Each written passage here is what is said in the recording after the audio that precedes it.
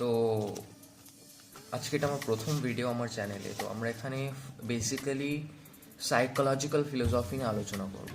Those are two different things, যেটা আমাদের বাংলায় কনসেপ্ট খুব weak. We really need to understand two different thing. বেশি দেরি না করে আজকে যে বিষয়টা নিয়ে আমরা কথা বলবো সেটা হচ্ছে একদম ভেরি সিম্পল, এথিইজম আর কনসেপ্ট অফ গড নিয়ে। তো এখানে কজ অ্যান্ড এফেক্ট যেটা খুব বড় রোল প্লে করে। গরিবরা খেতে পায় না cause leaders oppress them, the concept of communism. মহিলারা প্রাধান্য পায় না কারণ পুরুষরা তাকে অপ্রেস করে, কনসেপ্ট অফ ফেমিনিজম। তারপরে আসছে যে গড এটা চেয়েছে, ঈশ্বর ভগবান এটা চেয়েছে, তাই এটা হয়েছে, কনসেপ্ট অফ রিলিজিয়ন। এখানে কজ অ্যান্ড এফেক্টের খুব বড় একটা ট্র্যাপ আছে, যেখানে আমরা ইডিওলজি নিয়ে কথা বলি। What is ideology? বেসিক্যালি আমরা প্রিডিফাইন্ড করে রাখি যে কোনটা ভুল কোনটা ঠিক। রিলিজিয়নের ক্ষেত্রে সেম, কোনটা ঠিক কোনটা ভুল এটা প্রিডিফাইন্ড। এটা খুব ডিফিকাল্ট যে আমরা কোনো বিষয়টাকে একদম পুরোপুরি প্রিডিফাইন করে রাখি, কারণ ম্যাক্সিমাম ক্ষেত্রে দেখা যাবে যে অনেক সমস্যা আসবে, যেখানে অনেক সিচুয়েশনস আসবে, অনেক সিনারিওস আসবে, যেখানে সেই কজ অ্যান্ড এফেক্ট, যেখানে সেই ইডিওলজিগুলো অ্যাপ্লিকেবল নয়, যেখানে যে সমস্ত ইমপ্লিকেশন সেই ইডিওলজিগুলোকে আমরা প্রপারলি এক্সপ্লেন করতে পারি না সেই ইডিওলজিক্যাল ওয়েতে। তো আমি মনে করি যে তোমার মনে যদি কোনো কোয়েশ্চেন থাকে যে either religion is right or wrong, well there is no answer for that. এই প্রশ্নের একদম সঠিক কোনো আনসার নেই, কিন্তু এখানে আমরা একটা ভিন্টেজ পয়েন্ট অফ ভিউ থেকে আমরা রিলিজিয়ন অ্যান্ড এথিজমকে দেখতে পারি। এটা আমাদের চয়েস আছে। বড় ম্যাথামেটিশিয়ান বলেছেন যে it is safe to believe in God and there is no choice than making a choice, so believe in god.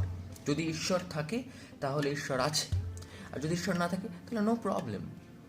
Believing in God is the safest option, কারণ তুমি একটা বেস পাচ্ছ। আর এই যে সময়টা, এই যে যুগটা যখন রিলিজিয়ান ডাউন মার্কেটে চলছে, তখন আমরা অথরিটি সিকার হয়ে গেছি। বেসিক্যালি অথরিটি সিকার বলতে কি? We need authority, we need someone to rule us, we need someone to rule over us, we need someone to give the laws. কারণ আমরা হিউম্যান, অ্যাজ এ হিউম্যান আমরা social animals, right? There are people who live individually and those are the leaders. কিন্তু আমরা socially থাকতে পছন্দ করি এবং সোসাইটির ফিউ রুলস আছে, সেই রুলসগুলো যদি ব্রেক হয় তাহলে আমরা সোশ্যালিজমের concept of socialism is basically unified by rules, unified by understanding, unified by ideologies, what is right and what is wrong. এই ইডিওলজি, কজ অ্যান্ড এফেক্ট থেকে আসে ইডিওলজি থেকে আসে authority hunger. We need authority. এবার আমরা যদি এথিইজম নিয়ে কথা বলতে চাই, তাহলে এথিইজমের ক্ষেত্রে আমরা ধরে নেব যে একটা বড় ফিল্ড আছে যেখানে আমরা আছি, অ্যান্ড এথিইজমের ক্ষেত্রে the light does not come from the up. তুমি কোনো সাপোর্ট পাচ্ছ না, অথরিটি থেকে কোনো সাপোর্ট পাচ্ছ না, তুমিই তোমার সাপোর্ট। যেখানে have the single stick of match, যেখানে তোমার সামান্য কিছু আলো আছে কিন্তু বাউন্ডারি নেই। রিলিজিয়নের ক্ষেত্রে কি? Everything is coming from the higher authority, you can see the ways, everything is well defined, everything is well discussed, you have everything cleared. যেখানে তোমার কোনো কিছু খুঁজতে হবে না যে মোরালি কোনটা ঠিক নয়, দের ইজ নো চয়েস। তো এটাই বলার ছিল যে concept of right, concept of কি রিলিজিয়ন, যে বিকজ তুমি মুসলিম, তুমি হিন্দু, তোমরা দুজন বন্ধু হতে পারো না।